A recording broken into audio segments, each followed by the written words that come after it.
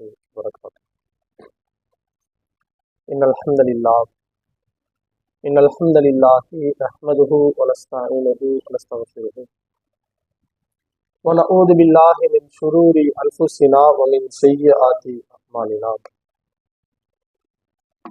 من يهده الله فلا مضل له ومن يضلله فلا هادي له. أشهد أن لا إله إلا الله وحده لا شريك له وأشهد أن محمدا عبده ورسوله أما بعد. يا أيها الذين آمنوا اتقوا الله حق تقاته ولا تموتن إلا وأنتم مسلمون. يا أيها الذين آمنوا اتقوا الله وقولوا قولا سديدا يصلح لكم أعمالكم ويغفر لكم ذنوبكم ومن يطع الله ورسوله فقد فاز فوزا عظيما. يا أيها الناس اتقوا ربكم الذي خلقكم من نفس واحدة وخلق منها زوجها وبث منهما رجالا كثيرا ونساء واتقوا الله الذي تساءلون به والأرحام إن الله كان عليكم رقيبا. அன்பிற்கும் பாசத்திற்கும் உரிய எல்லாம் உள்ள அல்லாஹ்வின் நல்லடியார்களே, அன்பு சகோதர சகோதரிகளே, அண்ட சராசரத்தை படைத்து அதை பாதுகாத்து பராமரித்து பரிபாலித்து கொண்டிருக்கும் படைப்பாளனாகிய அல்லாஹுக்கே எல்லா புகழும் உரித்தாகட்டுமாக. அவனுடைய அன்பும் அருளும் கருணையும் காதலும் நம்மவர் அனைவரின் மீதும், நம்முடைய குடும்பத்தார் உற்றார் உறவினர்கள் மீதும், ஒட்டுமொத்த இறை நம்பிக்கையாளர்கள் மீதும் எல்லா நேரங்களிலும் பொழியப்பட வேண்டும் என்ற பிரார்த்தனையோடு என்னுடைய உரையினை நான் ஆரம்பம் செய்கிறேன். அன்பார்ந்த அல்லாஹ்வின் நல்லடியார்களே, இந்த உலகத்தில் எத்தனையோ மதங்கள், மார்க்கங்கள், சித்தாந்தங்கள் இருந்தாலும் இவைகளுக்கெல்லாம் மத்தியில் வணக்கத்திற்கு தகுதியானவன் படைத்த ரப்பல் ஆலமீன் ஆகிய அல்லாஹ் ஒருவர் மட்டும்தான் என்கின்ற இந்த ஓரிரை கொள்கையை, இஸ்லாமிய மார்க்கத்தை நம்முடைய வாழ்வியல் நெறியாக புரிந்து கொண்டு நாம் வாழ்ந்து கொண்டிருக்கிறோம். நாம் பின்பற்றக்கூடிய இந்த இஸ்லாமிய மார்க்கம் என்பது ஒரு மனிதனுக்கு தேவையான எல்லா விஷயங்களையும் கற்றுத்தரக்கூடிய ஒரு உன்னதமான மார்க்கமாக இருக்கிறது. அவனுக்கு ஏராளமான நற்பண்புகளை, நன்னடத்தைகளை இந்த இஸ்லாமிய மார்க்கம் அவனுக்கு அதிகமாக கற்றுக் கொடுக்கிறது. ஒருவன் இந்த இஸ்லாமிய மார்க்கத்தை ஏற்றுக்கொண்டான் என்று சொன்னால் அவன் எந்த ஒரு நேரத்திலும் சுயநலத்தோடு வாழக்கூடாது, தன்னலமுடையவனாக இருக்கக்கூடாது. எல்லா நேரங்களிலும் அவன் பிறருடைய நலத்தை பேணி வாழ வேண்டும், சமுதாயத்திற்கு நலம் நாடக்கூடியவனாக இருக்க வேண்டும் என்பதையும் இந்த இஸ்லாமிய மார்க்கம் அதிகமாக போதிக்கிறது.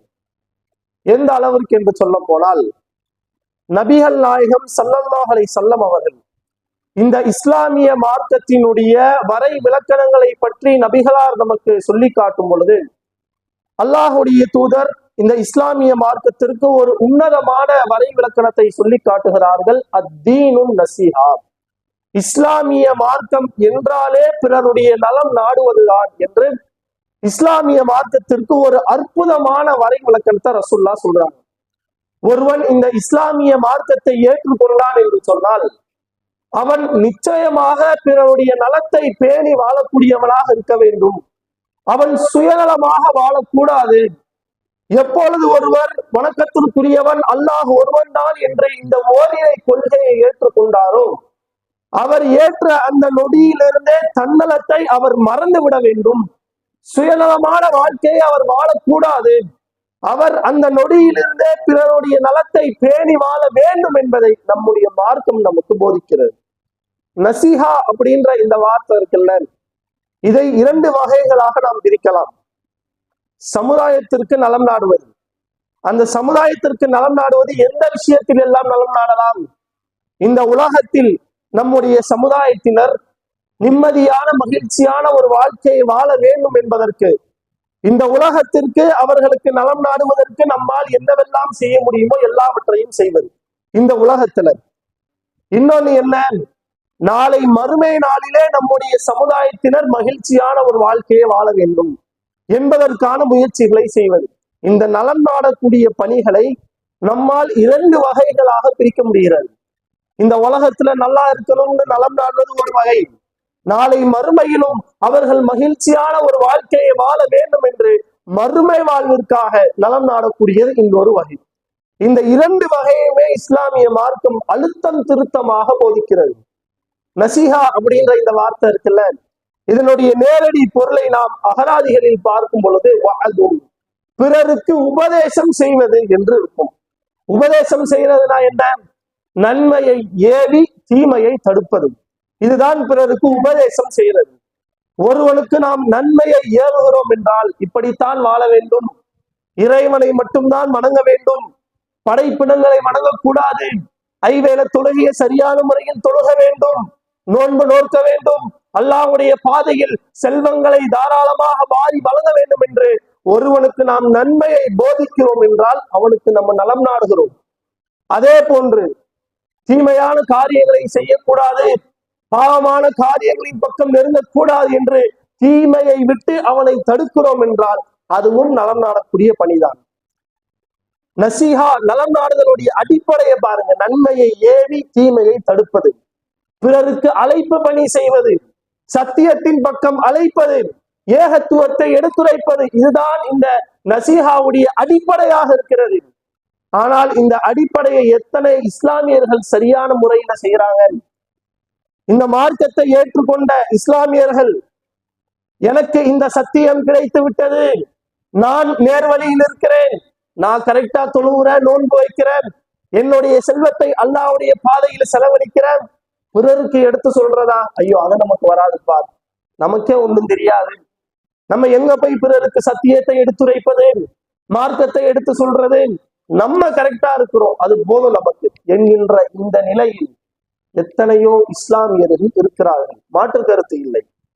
ஆனால் இது உண்மையிலேயே ஒரு இஸ்லாமியனுடைய பண்பு கிடையாது.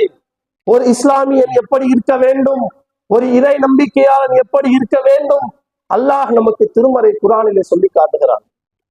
இறைவன் நம்மை பார்த்து பேசும் பொழுது, நம்முடைய சமுதாயத்தை பார்த்து இறைவன் பேசும் பொழுது, குந்தும் ஹைர உம்மத்தின் உஹ்ரிஜத் லின்னாஸ், மக்களுக்கு மத்தியில் தோற்றுவிக்கப்பட்ட சமுதாயத்திலேயே நீங்கள் தான் சிறந்தவர்கள். அல்லாஹ் நம்மை பார்த்து பேசுகிறான். ஆதம் அலைஹிஸ்ஸலாம் அவர்களில் இருந்து நபிகள் நாயகம் ஸல்லல்லாஹு அலைஹி வஸல்லம் அவர்கள் வரை எத்துணை கோடி சமுதாயங்கள் தோன்றி இருக்குமோ அந்த சமுதாயங்களிலேயே நீங்கள் தான் டாப்னு அல்லாஹ் பேசுறான். நம்ம தான் டாப் கிளாஸ், நம்ம தான் உயர்ந்த தரத்துல இருக்கிறோம். அதுக்கான காரணத்தை அல்லாஹ் என்ன சொல்றான்னு பாருங்க. தஅமுருன பில் மஅரூஃப், நீங்க நன்மையை ஏவுறீங்க, வ தன்ஹவுன அனில் முன்கர், தீமையை விட்டும் மக்களை தடுக்கிறீர்கள். வேற பெரிய காரணம்லாம் இல்லை. இறைவன் சொல்லக்கூடிய ஒரே காரணம், நீங்கள் நன்மையை ஏவுகிறீர்கள், தீமையை விட்டும் மக்களை தடுக்கிறீர்கள். இந்த காரணத்துக்காக நீங்க சிறந்தவங்க. அல்லாஹ் நமக்கு பட்டத்தையே கொடுத்துட்டான், இந்தா வச்சுக்க போய், இதான் உன்னுடைய பட்டம், நீங்க நன்மையை ஏவி தீமையை தடுக்கக்கூடிய காரணத்தினால் நீங்கள் தான் சிறந்தவர்கள், இந்தாங்க அந்த பட்டத்தை பிடிங்க. இறைவன் நம்முடைய கையில் பட்டத்தை கொடுத்து விட்டான், அந்த சிறப்பை தந்து விட்டான். அந்த சிறப்பிற்கு தகுதியான மக்களாக நாம் இருக்கிறோமா என்பதை நமக்கு நாமே சுய பரிசோதனை செய்து பார்க்க வேண்டும். இறைவன் தன்னுடைய திருமறை குர்ஆனிலே ஏராளமான படைப்பினங்களை வைத்து நமக்கு படிப்பினை தருகிறான். அதில் மிக சிறிய படைப்பினமான எறும்பை வைத்து கூட அல்லாஹ் நமக்கு படிப்பினை கொடுக்கிறான். அந்த எறும்பை வச்சு அல்லாஹ் என்ன சொல்ல வரான்? நம்மள் என்ற அத்தியாயத்தில் இறைவன் பேசுகிறான். சுலைமான் அலைஹிஸ்ஸலாம் அவர்களும் அவர்களுடைய படையினரும் ஒரு எறும்பு புற்றை கடந்து செல்கிறார்கள். அந்த சம்பவம் தான். அதை ஒரு எறும்பு பார்க்கிறது. பார்த்து விட்டு அந்த எறும்பு செய்த காரியத்தை பாருங்கள். யா ஐயுஹன் நமல், ஓ எறும்பு கூட்டமே, உதுகுலு மசாக்கினக்கும், உங்களுடைய குடியிருப்புகளுக்குள் நீங்கள் நுழைந்து விடுங்கள். ஒரு எறும்பு ஏனைய எறும்புகளிடத்தில் சொல்கிறது, எறும்பு கூட்டமே, உங்களுடைய குடியிருப்புகளுக்குள் நீங்கள் நுழைந்து விடுங்கள். லா யஹ்திமன்னகும் சுலைமான், சுலைமான் உங்களை மிதித்து விட வேண்டாம். வஜுனூது, அவருடைய படையினர்கள் உங்களை மிதித்து விட வேண்டாம். வஹும் லா யஷ்குரூன், அவர்கள் தெரியாமல் அறியாமல் உங்களை மிதித்து விடுவார்கள். உள்ள ஓடி போயிருங்க, உங்களுடைய வீடுகளுக்குள் குடியிருப்புகளுக்குள் நீங்கள் நுழைந்து விடுங்கள் என்று ஒரு எறும்பு ஏனைய எறும்புகளுக்கு சொல்லுகிறது. அந்த எறும்பு நினைச்சிருந்தா என்ன செஞ்சிருக்கலாம்? சுலைமான் அலைஹிஸ்ஸலாம் வர்றதை பார்க்குது, அவர்களுடைய படையினர்கள் வருவதை பார்க்கிறது. பார்த்த அந்த எறும்பு நினைத்திருந்தால் தன்னை மட்டும் பாதுகாத்து கொண்டிருக்கலாம். ஆமா தானே? ஆஹா வராங்க, நம்ம மிதிச்சிருவாங்க, நம்ம நசுங்கி சட்னி ஆயிடுவோம், எப்படியா எஸ்கேப் ஆயிரலாம், நம்ம மட்டும் உள்ள ஓடி போய் ஒளிஞ்சிக்கலாம். அந்த எறும்பு நினைச்சிருந்தா செஞ்சிருக்கலாம். ஆனால் அது செய்த காரியம் என்ன?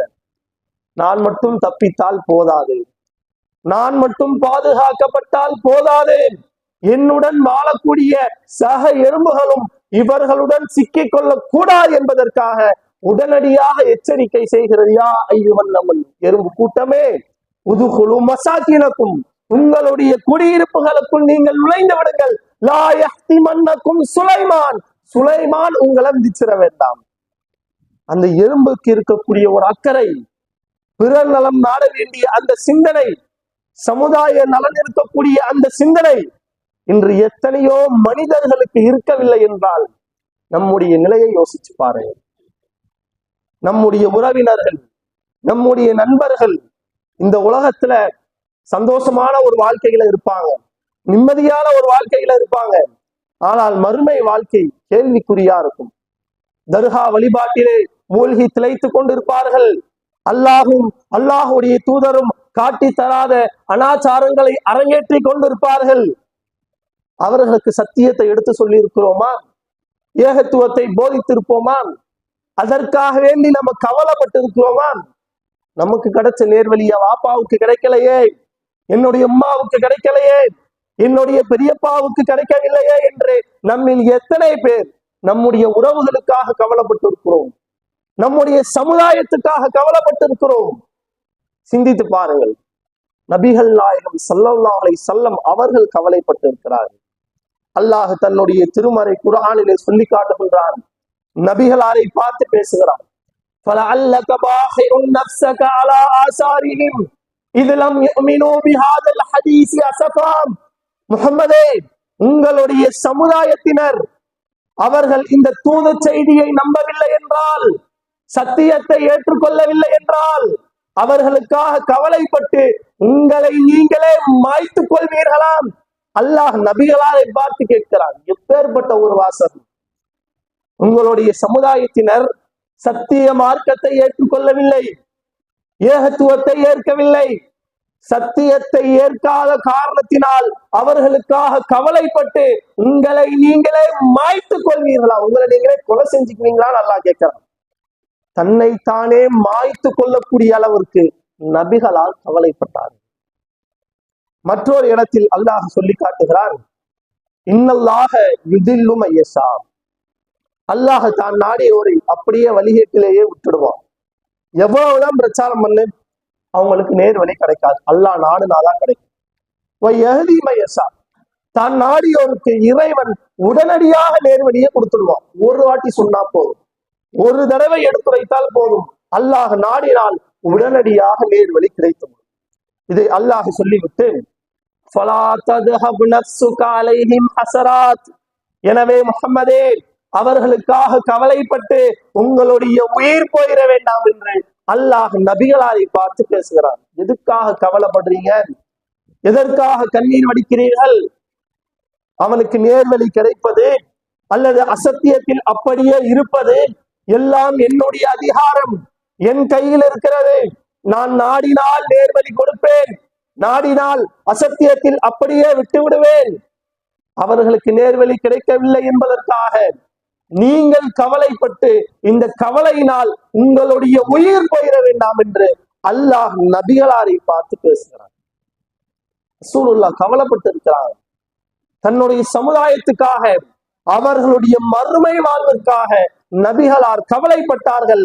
அந்த கவலையின் காரணம்தான் அல்லாஹுடைய தூதர் எல்லா நிலைகளிலும் தன்னுடைய சமுதாயத்தார் நரகத்தின் பக்கம் சென்றுவிடக் கூடாது என்பதற்காக ஏராளமான எதிர்ப்புகளுக்கு மத்தியிலும் ஏராளமான வெறுப்புகளுக்கு மத்தியிலும் ஏகத்துவத்தை போதித்துக் கொண்டே இருந்தார்கள். தன்னுடைய 40வது வயசு ரசூல்லா அடையிறாங்க. அதற்கு முன்னாடி வரைக்கும் ரசூல்லாவுடைய வாழ்க்கை எப்படி இருந்துச்சு? முஹம்மது என்ற பெயர் சொல்லப்பட்டாலே அவரால் அவர் உண்மையாளராச்சு, நேர்மையாளர், இவர்தான் எங்களுடைய நம்பிக்கைக்குரியவர் என்றெல்லாம் நபிகளாரை பார்த்து சொன்னார்கள். அதே சமயம் நபிகளார் தன்னுடைய 40வது வயதுல நபித்துவத்தை அடைகிறாங்க. வணக்கத்திற்கு தகுதியானவன் அல்லாஹ் ஒருவன் தான் என்கின்ற இந்த ஓரிரை கொள்கையை மக்கள் மன்றத்திற்கு கொண்டு சேர்க்கிறார்கள். யாரெல்லாம் நபிகளாரை பார்த்து உண்மையாளர் என்றார்களோ, யாரெல்லாம் நபிகளாரை பார்த்து நேர்மையாளர் என்றார்களோ, எந்தெந்த வாய்கள் எல்லாம் நபிகள் நாயகத்தை பார்த்து இவர்தான் எங்களுடைய நம்பிக்கைக்குரியவர் என்று சொன்னதோ, அந்த மக்கள் எல்லாம், அந்த வாய்கள் எல்லாம் நபிகளார் இந்த ஏகத்துவத்தை எடுத்துரைத்ததற்கு பிறகு இவர் மிகப்பெரிய பொய்யர் என்று சொன்னார்கள், இவர் பைத்தியக்காரர் என்றார்கள். இப்பேற்பட்ட பெயர்களை நபிகளார் பெற்றதற்கான காரணம் என்ன? அப்படி என்ன பெரிய தப்பு செஞ்சாங்க? எனக்கு கிடைச்ச நேர்வழி என்னுடைய சமுதாயத்துக்கு கிடைக்கணும், என்னுடைய உம்மத்தினருக்கு கிடைக்க வேண்டும். நான் மட்டும் சுவனம் சென்றால் போதாது, நாளை மறுமை நாளிலே என்னுடைய சமுதாயத்தினர் அனைவரும் என்னுடன் சுவனத்திற்கு வர வேண்டும் என்கின்ற உன்னதமான ஒரு நோக்கத்திற்கு நபிகளாருக்கு கிடைத்த பரிசு பைத்தியக்காரர் என்ற பட்டம். இருந்தாலும் இது எல்லாவற்றையும் நபிகளார் பொறுத்து கொண்டார்கள். காரணம், தன்னுடைய சமுதாயத்தின் மீது நபிகளார் கொண்ட பாசம், தன்னுடைய சமுதாயத்தின் மீது அல்லாஹ்வுடைய தூதர் கொண்ட நேசம். அந்த நேசத்தின் காரணமாக எல்லா விதமான எதிர்ப்புகளையும் எல்லா விதமான வெறுப்புகளையும் நபிகளார் பொறுத்து கொண்டார்கள். இப்படித்தான் நாமும் இருக்க வேண்டும்.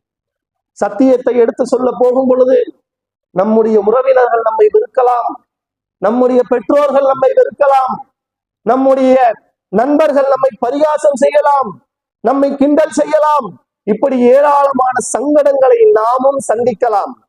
அதற்கு நிச்சயமாக வாய்ப்புகள் இருக்கும். ஆனால் அந்த நேரத்தில் நாம் துவந்து விடக்கூடாது, அதை பார்த்து அப்படியே தளர்ந்து போயிடக்கூடாது. நம்ம சத்தியத்தை தான் சொல்றோம், சொர்க்கத்தின் பக்கம் தான் அழைக்கிறோம், எதற்காக வேண்டி இப்படி நம்மை எதிர்க்கிறார்கள் நெருக்கிறார்கள் என்கின்ற சிந்தனை நமக்கு வரக்கூடாது. அந்த நேரத்திலும் நம்முடைய மனதில் நாம் ஆழமாக பதிய வைக்க வேண்டிய ஒரு விஷயம், நம்முடைய சமுதாயத்தை எப்படியாவது சொர்க்கத்திற்கு அழைத்து செல்ல வேண்டும் என்கின்ற சமுதாய சிந்தனை நமக்கு இருக்கணும். அந்த சமுதாய சிந்தனை நமக்கு இருந்தது என்றால், சமுதாயத்திற்கு நலம் நாட வேண்டும் என்கின்ற அந்த எண்ணம் நம்முடைய மனதில் ஆழமாக பதிந்து விட்டால், எத்தனை விதமான வெறுப்பு பிரச்சாரங்கள் நமக்கு எதிராக செய்யப்பட்டாலும் இந்த ஏகத்துவத்தை நாம் எடுத்துரைத்துக் கொண்டே இருக்கலாம். நபிகளார் அப்படித்தான் இருந்தார்கள். நம்முடைய சமுதாயத்தினர் நாளை மறுமையில் வெற்றி அடைவதற்கு நாம் செய்ய வேண்டிய பணி இது ஒரு பக்கம். மற்றொன்று என்ன? இந்த உலகத்தில் நம்முடைய சமுதாயத்தார் நிம்மதியான ஒரு வாழ்வை வாழ்வதற்கு, எந்த ஒரு சிரமமும் இல்லாமல் கஷ்டமும் இல்லாமல் சந்தோஷமான ஒரு வாழ்க்கையை நம்முடைய சமுதாயத்தார் இந்த உலகத்தில் வாழ வேண்டும் என்பதற்காக நம்மால் செய்ய முடிந்த எல்லா காரியங்களையும் நாம் செய்வதற்கு முன் வர வேண்டும். நம்முடைய நாட்டை எடுத்துக்கொள்ளுங்கள்.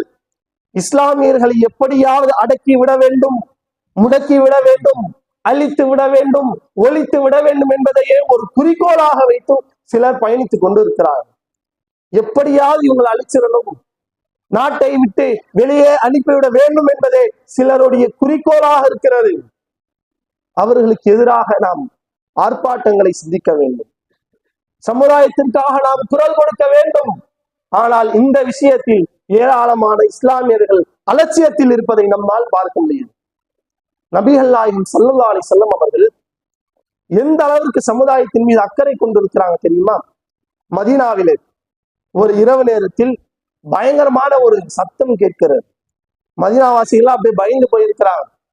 வீட்டிலிருந்து வெளியே வந்து சத்தம் வந்த ஓசை வந்த அந்த திசையை நோக்கி பார்க்கிறார்கள். ஒரே ஒரு உருவம் தெரியும், குதிரையில ஒரு உருவம் வருவதை போன்று தெரிகிறது. பார்த்தா அல்லாஹ்வுடைய தூதர் ஸல்லல்லாஹு அலைஹி வஸல்லம் அவர்கள். யாரும் பயப்படாதீங்க, யாரும் பயப்பட வேண்டாம், எல்லாம் உங்களுடைய வீட்டுக்குள்ள போங்க அப்படின்னு ரசூலுல்லாஹ் சொல்றாங்க. எந்த அளவிற்கு சமுதாய அக்கறை பாருங்க. என்னுடைய சமுதாயத்திற்கு ஒரு சிறிய தீங்கு கூட ஏற்பட்டு விடக் கூடாது என்பதற்காக எல்லாரும் வீட்டில இருந்து வெளியே வராங்க. ஆனால் நபிகளார் சத்தம் வந்த அந்த திசைக்கே போயிட்டாங்க, அந்த இடத்துக்கே போயிட்டாங்க. அப்படி என்ன இருக்குது? அல்லாஹ்வுடைய தூதர் வந்து பார்த்து எந்த பிரச்சனையும் இல்லை என்பதை மட்டும்தான் தன்னுடைய சமுதாயத்தினருக்கு ரசூலுல்லாஹ் சொன்னாங்க. எவ்வளவு பெரிய ஒரு அக்கறை! அதே போன்றுதான் சஹாபாக்களையும் பார்த்து எடுத்தார்கள். சமுதாய அக்கறை கொண்டவர்களாக, மக்கள் மீது நேசம் கொண்டவர்களாகத்தான் நபி தோழர்களையும் அல்லாஹுடைய தூதர் வார்த்தெடுத்தார்கள்.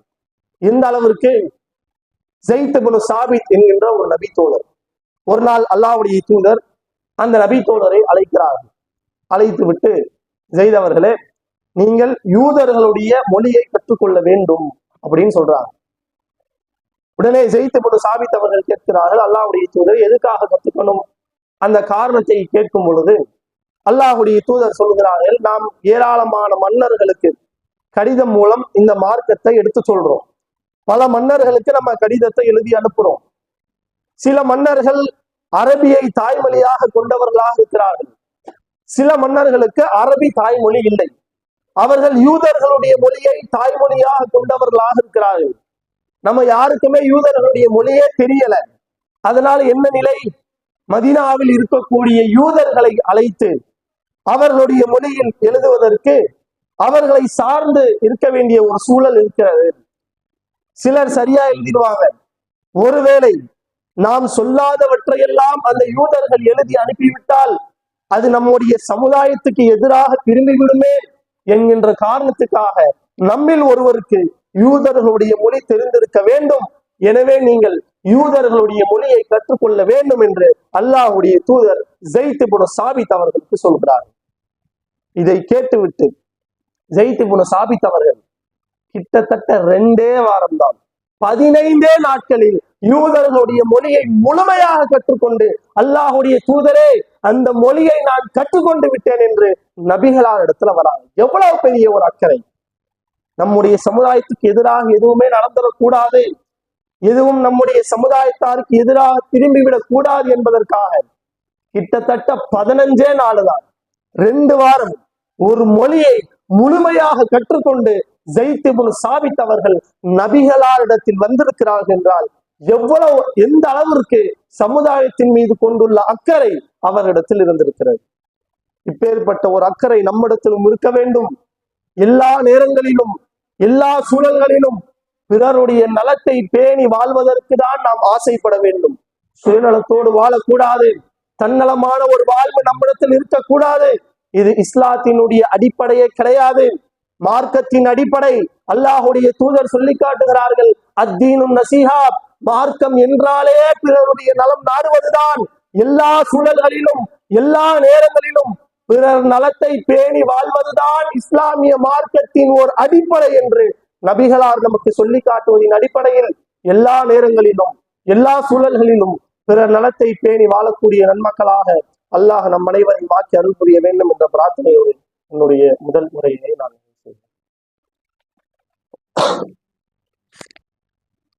அஸ்ஸலாமு அலைக்கும் வரஹ்மத்துல்லாஹி வபரகாத்துஹு. அல்ஹம்துலில்லாஹி ரப்பில் ஆலமீன் வ ஆகிபத்துல் லில் முத்தகீன். அஸ்ஸலாத்து வஸ்ஸலாமு அலா ரசூலில் கரீம் வ ஆலிஹி வஸ்ஸஹ்பிஹி அஜ்மஈன். அன்பிற்குரிய அல்லாஹ்வின் நல்லடியார்களே, தமிழ்நாடு தௌஹீத் ஜமாத் சார்பாக ஏராளமான மார்க்கம் மற்றும் சமுதாய பணிகள் நடந்து கொண்டிருக்கிறது என்பதை நாம் எல்லாம் அறிந்திருக்கிறோம். பல்வேறு இடங்களில் பலவிதமான மார்க்க பணிகள், சமுதாய பணிகள் நம்முடைய கிளைகள் சார்பாக நடந்து கொண்டிருக்கிறது. இந்த பணிகள் எல்லாம் சீரும் சிறப்புமாக நடப்பதற்கு பள்ளிவாசல் என்பது அவசியமான ஒரு விஷயம். மார்க்க பணியாக இருந்தாலும், சமுதாய பணியாக இருந்தாலும், மக்களை எல்லாம் ஒன்று திரட்டி இதுவெல்லாம் சீரும் சிறப்புமாக நடப்பதற்கு பள்ளிவாசல் மிக முக்கியமான ஒரு விஷயம். உதாரணத்திற்கு ஒரு பெண்கள் பயானாக இருக்கட்டும், ஆண்கள் பயானாக இருக்கட்டும், மதரசாவா இருக்கட்டும், இப்படி எதுவாக இருந்தாலும் பள்ளிவாசல் என்பதுதான் ரொம்ப அடிப்படை. பள்ளிவாசல் இருந்தால்தான் அதில் ஒரு நிர்வாகத்தை கட்டமைத்து மக்களுக்கு எப்படியெல்லாம் பணிகளை நம்மால் செய்ய முடியும், எப்படியெல்லாம் மார்க்க பணி செய்யலாம், எப்படியெல்லாம் சமுதாய பணிகளை செய்யலாம் என்று பல ஆலோசனைகளை செய்து இந்த பணிகளை நம்மால் சீராக நடத்த முடியும்.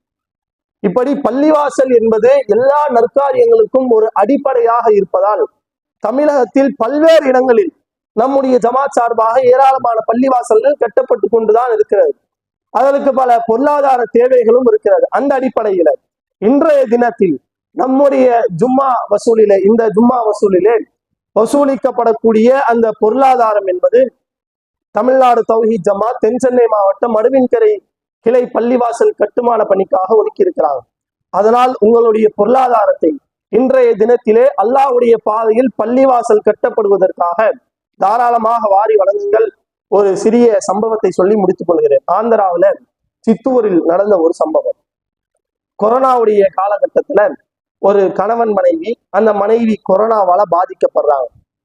எந்த அளவிற்கான பாதிப்புனா, அர்ஜென்டான ஒரு ஆக்சிஜன் சிலிண்டர் தேவைப்படுது, ஆனா எங்கேயுமே கிடைக்கல.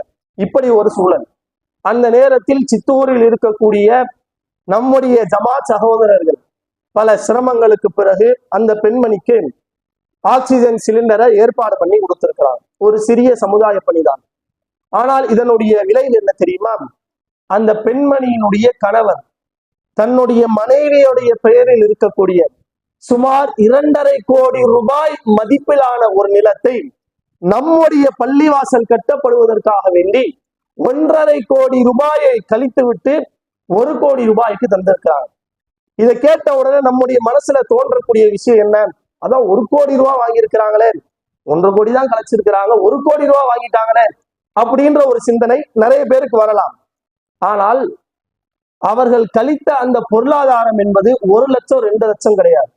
2.5 கோடி ரூபாய் மதிப்பிலான ஒரு நிலம் 1.5 கோடி ரூபாயை தந்திருக்கிறார்கள். இதை விட ஒரு முக்கியமான விஷயம் என்ன தெரியுமா? கொடுத்த அந்த மனிதர் யார்? வணக்கத்திற்கு தகுதியானவன் அல்லாஹ்வை தவிர்த்து வேறு இறைவன் கிடையாது என்கின்ற ஓரிரை கொள்கையே தெரியாத ஒரு மாற்று மத சகோதரர் நம்முடைய பள்ளிவாசல் கட்டப்படுவதற்கு 1.5 கோடி ரூபாயை தந்திருப்பார் என்றால், வணக்கத்திற்குரியவன் அல்லாஹ் ஒருவன் மட்டும்தான், அவனை தவிர்த்து வேறு இறைவன் கிடையாது. இந்த உலகம் என்பது நிரந்தரமான ஒரு வாழ்வு கிடையாது. மறுமைதான் சிறந்தது, மறுமைதான் நிலையான வாழ்க்கை என்று சத்தியத்தை ஏற்றுக்கொண்டு சத்தியவாதிகளாக இறை நம்பிக்கையாளர்களாக பயணிக்கக்கூடிய நாம் அல்லாஹுடைய பள்ளிவாசல் கட்டப்படுவதற்கு எந்த அளவிற்கு நம்முடைய பொருளாதாரத்தை செலவழிக்க வேண்டும் என்பதை நீங்களே சிந்தித்து, நீங்களே சுய பரிசோதனை செய்து இன்றைய தினத்தில் ஜும்மா வசூலிலே உங்களுடைய பொருளாதாரத்தை அல்லாஹுடைய பள்ளிவாசல் கட்டப்படுவதற்காக தாராளமாக வாரி வழங்குங்கள். அல்லாஹுடைய தூதர் சொல்லி காட்டுகிறார்கள், மம்பனா மஸ்ஜிதல் இல்லா, அல்லாஹ்வுடைய பாதையில் ஒரு பள்ளிவாசல் கட்டப்படுவதற்கு யார் உதவுகிறாரோ, முயற்சி செய்கிறாரோ, பனல்லாஹு லஹு பைத்தன் ஃபில் ஜன்னah, நாளை மறுமையில் சுவனத்தில் அல்லாஹ் அவருக்காக ஒரு மாளிகையை கட்டி அமைக்கிறான் என்று நபிகளார் சொல்லி காட்டுகிறார்கள். அந்த சுவனத்தில் நிரந்தரமான ஒரு வாழ்க்கையில் நமக்கு ஒரு மாளிகை வேண்டும் என்றால் இந்த உலகத்தில் பள்ளிவாசல் கட்டப்படுவதற்கு அதிகமான உதவிகளை நாம் செய்ய வேண்டும். அந்த அடிப்படையில் உங்களுடைய பொருளாதாரத்தை அல்லாஹுடைய பாதையில் தாராளமாக வாரி வழங்குங்கள். அல்லாஹ் அதற்கான கூலியை உண்மையிலும் மறுமையிலும் நம்மவர் அனைவருக்கும் தந்தல் புரிய வேண்டும் என்ற பிரார்த்தனையோடு என்னுடைய இந்த உரைக்கு நான் திரையிடுகிறேன். வாஹ்ருதாவான் அல்ஹம்துலில்லாஹி ரப்பில் ஆலமீன். அஸ்ஸலாமு அலைக்கும் வரஹ்மத்துல்லாஹ்.